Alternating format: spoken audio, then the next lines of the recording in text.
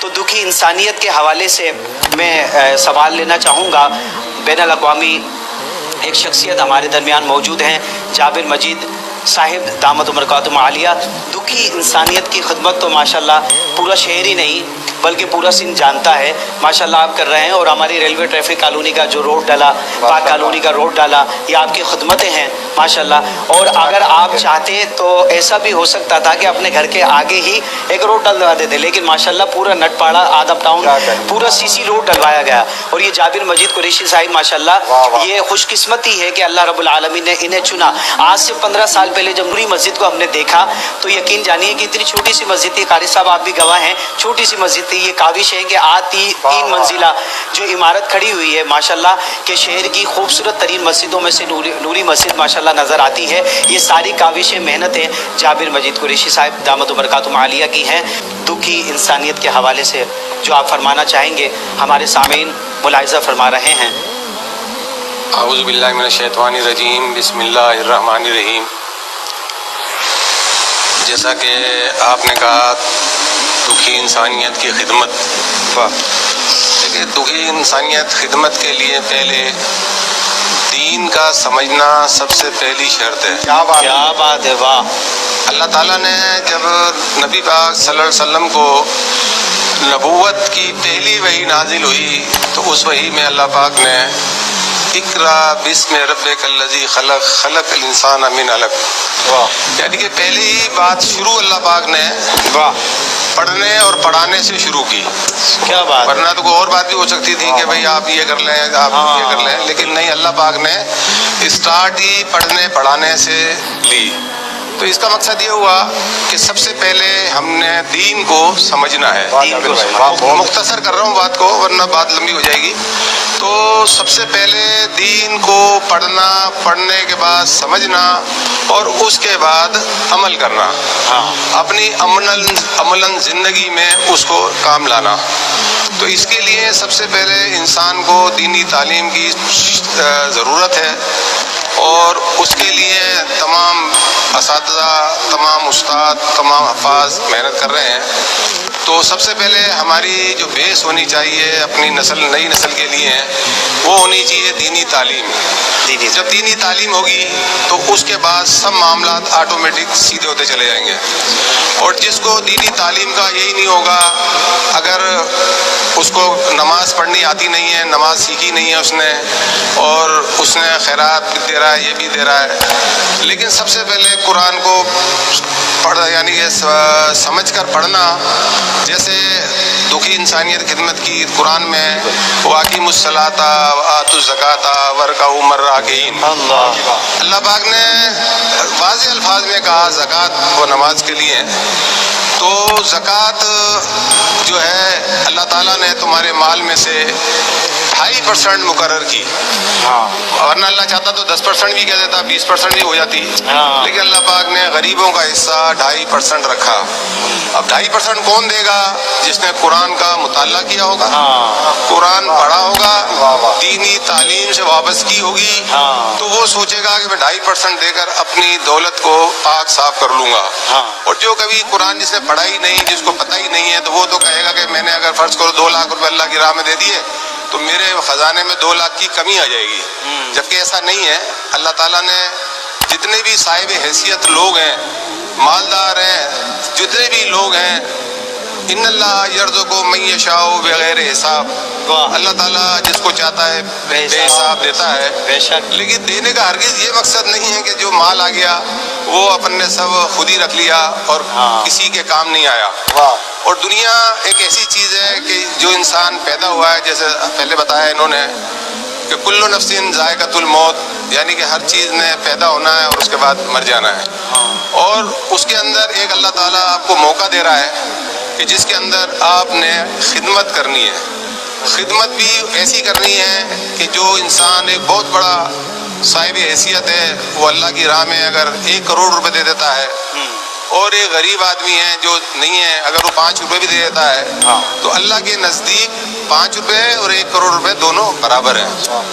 تو اس لیے ہر انسان کو کوشش کرنی چاہیے کہ میں زیادہ سے زیادہ اپنی جو توجہ ہو اپنے علاقے کے لوگوں کو دیکھوں، خاص طور بات کر رہا ہوں میں زکوٰۃ کے حوالے سے ہاں کہ ہمارے پڑوس میں ہمارے عزیز و اقارب میں شریعت بھی پہلے یہی ہے کہ پہلے آپ اپنے عزیز و اقارب کو دیکھیں، ہاں پھر پڑوس کو دیکھیں، بالکل۔ اس کے بعد دور کے لوگوں کو دیکھیں۔ صحیح، تو اس میں اس لیے کہا گیا کہ جو آپ کے عزیز و اقارب ہوں گے آپ ان کو بھی جانتے ہوں گے بالکل کہ کس طریقے سے یہ غریب ہے یا نہیں ہے۔ ٹھیک۔ کسی کے بتانے سے یا یہ جو بھکاری ہیں جو گداگر قسم کے لوگ ہیں ان کو دینے کا کوئی فائدہ نہیں ہے۔ اصل تو جو بیچارے مجبور ہیں، جیسے سفید پوش، سفید، اب سفید پوش میں سمجھتا ہوں آج کے دور میں جو آدمی بھی 20-25 ہزار مہینہ کماتا ہے نا وہ سمجھ لو سارے ہی سفید پوش ہیں۔ آج کی اس مہنگائی کے دور میں 20-25 ہزار روپے میں گزارا کبھی نہیں ہو سکتا، ورنہ کوئی مجھے بجٹ بنا کے بتا دے 50 ہزار روپے کے اندر کہ بھئی میں نے لائٹ کا بل 5,000 کا بھرا، 5,000 کا گیس کا بل بھرا، اتنے کا کھانا آیا، اتنے کا گھی آیا، دوا دارو تو علیحدہ چیز ہے، لیکن وہ 50,000 بھی بیلنس نہیں ہوگا، یہ اللہ ہی پورا کرتا ہے۔ اور یہ بھی آپ دیکھ لیں دنیا میں اللہ پاک نے ہزاروں مخلوق اتاری ہیں، بالکل، اور صرف واحد مخلوق انسان ہے انسان جو کماتی ہے اور کھاتی ہے۔ ہاں، اس کے علاوہ بقایا کوئی مخلوق کماتی نہیں ہے، سب کو اللہ پاک ہی کھلاتا ہے سارے کے سارے لوگوں کو۔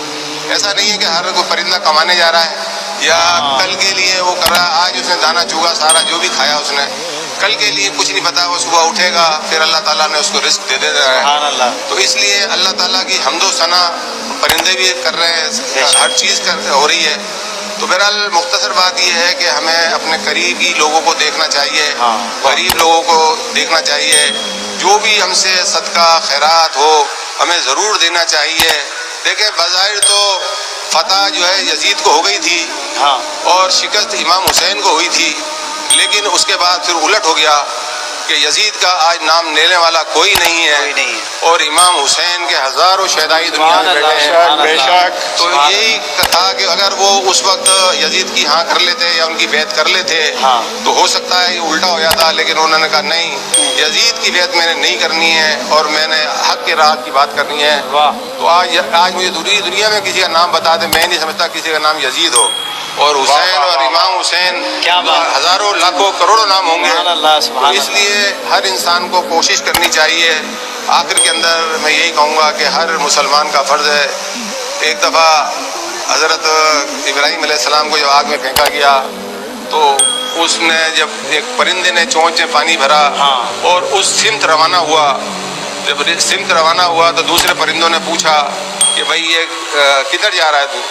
اس نے کہا کہ میں جو ہے نا آگ بجھانے جا رہا ہوں۔ واہ، اس نے کہا کہ بھائی اتنی ساری آگ ہے، تیری چونچ کے پانی سے آگ بجھے گی؟ کیا بات، اس نے کہا یہ مجھے بھی پتا ہے آگ نہیں بجھے گی، ہاں، لیکن میرا آگ بجھانے والوں میں نام ضرور نام، ہوگا۔ واہ جی واہ، واہ، اس لیے ہم کوشش کریں کہ ہم نام ضرور کریں، کیا جو بات بھی ہماری صاحب حیثیت صاحب توفیق جتنی بھی اللہ پاک نے استطاعت دی ہے ہمیں بالکل کرنی چاہیے کہ بھئی جو ہماری حیثیت ہے اس کے مطابق کریں۔ آخر کے اندر ایک حضرت عثمان غنی کی آپ کو سنا دیتا ہوں۔ حضرت محمد صلی اللہ علیہ وسلم کے پاس ایک شخص آیا اور اس نے کہا کہ سر میں بہت غریب آدمی ہوں، میرے پاس کھانے کو نہیں ہے، لہذا میرے لیے کچھ کریں۔ نبی پاک صلی اللہ علیہ وسلم نے، اچھا ایک بات اور میں آپ کو بتا دوں کہ نبی پاک صلی اللہ علیہ وسلم پہ کبھی جو ہے زکوٰۃ واجب ہی نہیں ہوئی۔ اس کی وجہ یہ تھی کہ جو بھی مال دولت آئی اللہ پاک کی راہ میں سب خرچ کر دی، ان کے پاس کبھی ضرورت نہیں ہوئی کہ ان پہ زکوٰۃ واجب ہو جائے نا۔ تو جب وہ آیا تو نبی پاک صلی اللہ علیہ وسلم نے ایک پرچی لکھ کے دی حضرت عثمان غنی کے نام پر کہ یہ پرچی آپ لے جاؤ، عثمان غنی کو دے دینا آپ لے جا کے۔ جب وہ گیا دروازے پہ دستخط دینے سے پہلے تو اندر سے آواز آ رہی تھی کہ میاں بیوی آپس میں بات کر رہے تھے، بحث چل رہی تھی کہ رات کو جو چراغ جلایا اس کی بتی جو موٹی تھی اور تیل ساری رات میں جل گیا، آدھی رات میں تیل جل گیا، اور لہذا اس نے کہا یار تیل کے اوپر اتنی آپس میں بحث و مباحثہ کر رہے ہیں تو مجھے کیا دیں گے یہ؟ بہرحال واپس جانے لگا، پھر دل نے کہا نہیں نبی کا حکم ہے، دروازہ بجا دیتا ہوں میں۔ بہرحال اس نے جب دروازہ بجایا حضرت عثمان غنی آئے اور جب ان کو پرچی دی گئی آپ نے چوما اور اس کو بٹھایا۔ بٹھانے کے بعد اس سے پوچھا یہ تیرے کیا مسئلہ ہے، کیا پرابلم ہے؟ تو اس نے اپنی وضاحت کی کہ مجھے یہ مسئلہ ہے۔ تو آپ نے اس کو اتنا مال و اسباب دیا، تو لینے کے بعد وہ بڑا پریشان ہوا، اور پریشان ہونے کے بعد اس نے اس سے رہا نہیں گیا۔ اس نے کہا کہ میں جب آیا تھا تو لڑائی ہو رہی تھی تیل پہ اور اس پہ چراغ کی بتی پر، اور آپ نے اتنی ساری مجھے جو ہے مال و اسباب دے دیا، کیا وجہ ہے؟ کیا وجہ؟ اس نے کہا تھا کہ تیل اور بتی میرا ذاتی معاملہ تھا، واہ، یہ مال اور یہ اللہ کا اور میرا معاملہ ہے۔ کیا بات ہے۔ تو اس وجہ سے یہ بتانے کا مقصد یہ ہے کہ ہر آدمی کو کوشش کرنی چاہیے کہ اپنی حیثیت کے مطابق جو کچھ کر سکتے ہیں۔ دیکھیں آخر میں دنیا سے سب نے جانا ہے، ایک دن جانا ہے۔ انسان کی آخری بات، انسان کی زندگی اتنی ہے کہ جب انسان پیدا ہوا، ایک کان میں اذان دی مولوی نے آ کے اللہ اکبر، زندگی ایک نماز کی اس کی، ادھر کان میں اذان دی، جب انتقال ہوا اس کا نماز جنازہ ہوا، تو کہانی ختم ہو گئی۔ یہ انسان کی زندگی ایک نماز کی زندگی ہے۔ تو اس کے لیے ہم سب کو کوشش کرنی چاہیے کہ اچھے سے اچھے کام کریں۔ اللہ نے ایک موقع دیا ہے، ایک زندگی دی ہے، یہ زندگی یہ جوانی کبھی لوٹ کے دوبارہ نہیں آئے گی، آخر اس دنیا سے جانا ہے۔ وآخر دعوانا ان الحمدللہ رب العالمین۔ سبحان اللہ۔ سبحان اللہ جابر بھائی، بہت پیاری بات۔ میں سمجھتا ہوں کہ اس اسپیشل رمضان ٹرانسمیشن کی لاجواب گفتگو آپ نے کی ہے، بہت اچھی۔ لاجواب گفتگو کی ہے۔